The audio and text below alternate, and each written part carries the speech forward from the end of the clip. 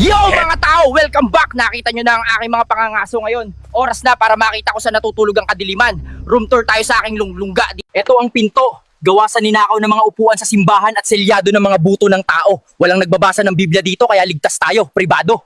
Dito ako nagpapahinga pagkatapos ng mahabang gabi ng pangangaso sa inyo. Dekorasyon, karamihan buto galing sa mga dating kasama sa kwarto. Isang palayok, isang apoy, walang katapusang posibilidad. Ngayong gabi, magluluto ako ng adobong tikbalang. Huwag kayong mag-alala, ethical na kinuha.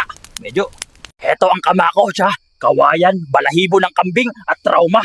Yung bungo ng tao, kasama ko yan sa kwarto. Humihilik yan. Ito ang aking reflection corner. Huwag masyadong tumitig. Ipinapakita ng salamin na ito ang iyong uling pagsisisi. Bonus feature! Sa fashion, simple lang ako. Itim na hoodie, itim na kaluluwa. Wala nang kulay-kulay. Madilim ang personality natin dito. Yan ang lungga mga tao. Mag-like at follow. Kundi baka dito kayo magising bukas. Kasama na sa mga gamit.